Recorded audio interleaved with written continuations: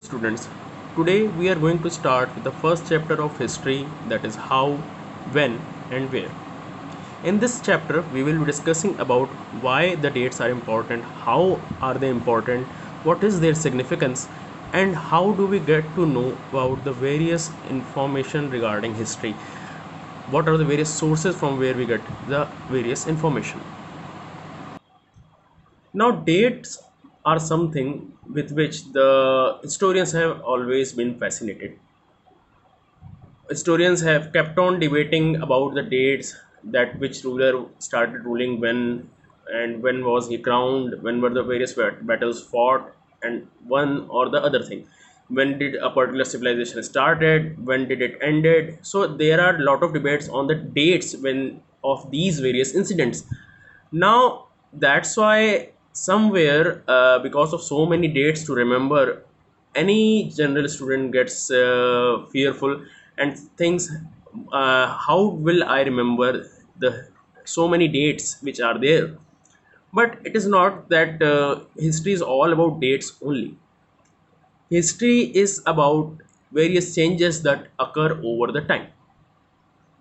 History is all about the various changes that have taken place. History is always about what was there earlier and what is there now. It is always about before and after. So, history is about the comparison between the past and the present. Now, in our day to day life, we do not keep on asking historical questions every now and then. But yes, so at certain times we do become curious about certain things, why this particular thing is happening, what was the origin of this particular thing. Like if we are traveling in a bus or a train, we do become curious and think ourselves how the bus service or the train service, the railway service started, how, what was the origin, how it started, when did it started. So these are certain questions which come into our mind. We even are, when are drinking a cup of tea or coffee, we think how did coffee came into India, how, when did the coffee production started in India. These are certain questions which come into our mind. But not everything can be fixed on a particular date, a particular on a in a particular day or year or month, because some processes take time to evolve. Like people of India did not started drinking coffee or drinking tea or started reading newspaper on a particular date, but it evolved slowly and slowly. So it, these processes which take time to evolve, obviously they cannot be fixed in a particular date bracket. Like we also cannot fix a particular date for the Indian freedom movement to start. It was a process which kept on growing and growing. It was a movement which kept on growing and growing, and it ultimately led to the freedom of the country. But we cannot fix a particular date that on this date only the freedom movement started. So these are various processes which have evolved over the period of time, so a particular date cannot be assigned to them. Here comes a question in our mind. Why then do we continue to associate history with a string of dates? Now, this association obviously has some reason. Now, that reason is there was a time when history was an account of battles and big events. Now, there were rulers getting crowned, rulers leading the country into some battle, and apart from there, that some or the other for war being fought, and the year the king died, and the year the next ruler succeeded. So all these things were very important, and for such events specific dates have to be determined. And a major thing is that on these dates only there has been a lot of debate between the historians. Now we often use the term historians. Historians are those who are expert of history, who study history, so they are called historians. Historians do not only write about the dates and the events, but they also write about various events, the life cycle of the people, how the society kept on changing, how the society kept on evolving, what were the various civilizations, and how was the life in those civilizations, how was the life in the various kingdoms, how the people lived, and what was their way of living. So these are various things on which the students also write. Now, why do certain dates become very important? Dates become important not on their own, but according to the event that has taken place, according to the incident that has taken place on that particular date. Like, if we take an example, the date of India becoming independent is a major event. So that is a date which is very important, and that is considered as the starting of new independent India.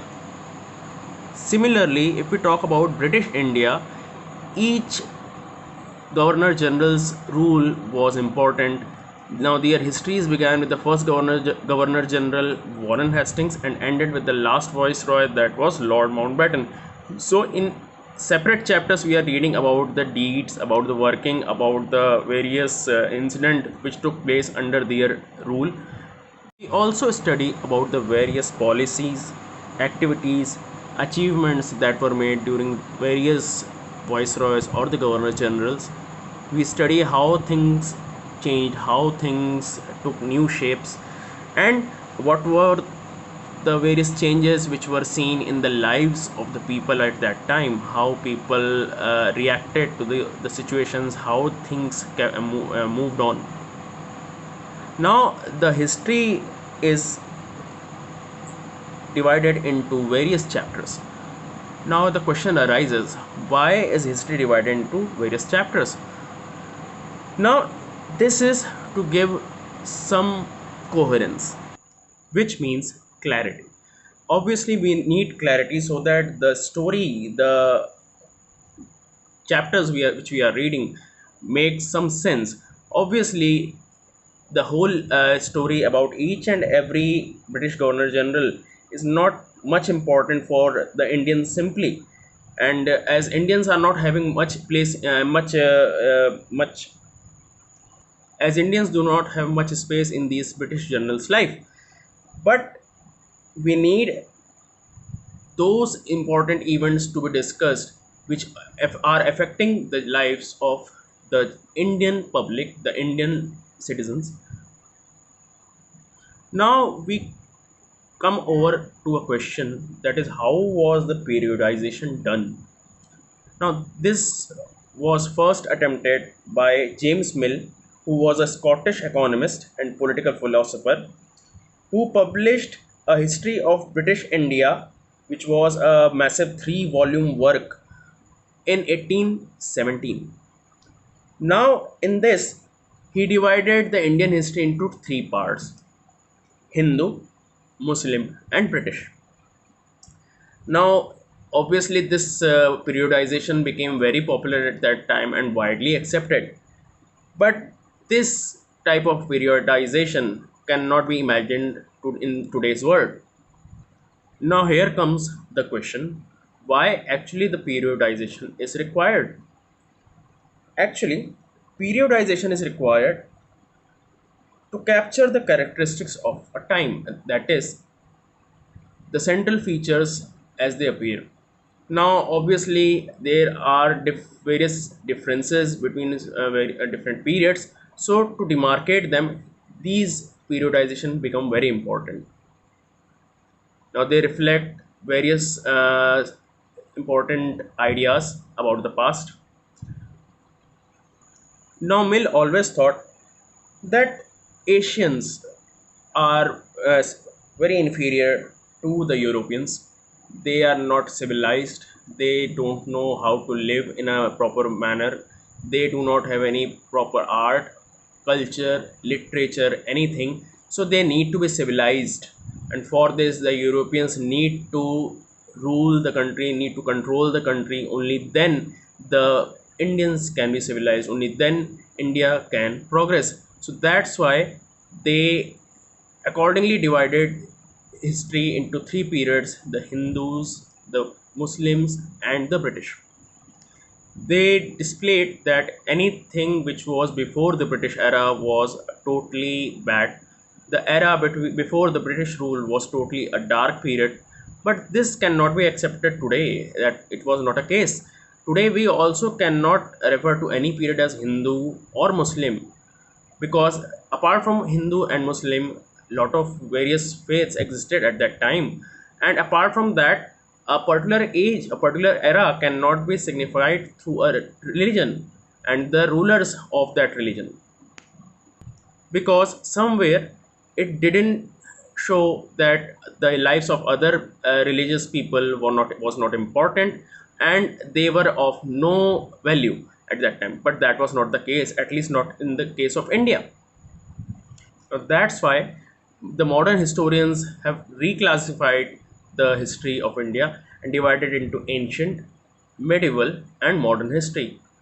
Now, this division also is not perfect, but quite better from the division of Hindu, Muslim, and British history. Now, this concept of ancient, medieval, and modern history also has its own problem. Actually, this is a concept which was adopted from the West, where modern period meant all type of growth in the field of science, reasoning, democracy, liberty, and equality, while medieval was a period which was used to describe where there were none of these features available in the society. But as we know, during the British era, Indian did not have equality, freedom, liberty of any kind.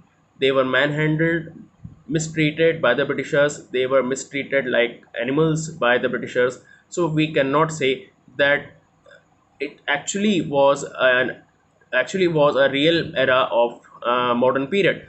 And apart from that, there was no economic growth of India, no progress of India also, and rather India was looted barbarically by the Britishers. So this division of history into ancient, medieval, and modern also has its own set of problem. Now, in this class, you will be reading about how the Britishers came to India, how they conquered the country, how did they establish their rule, how did they suppress the local Nawabs and Rajas.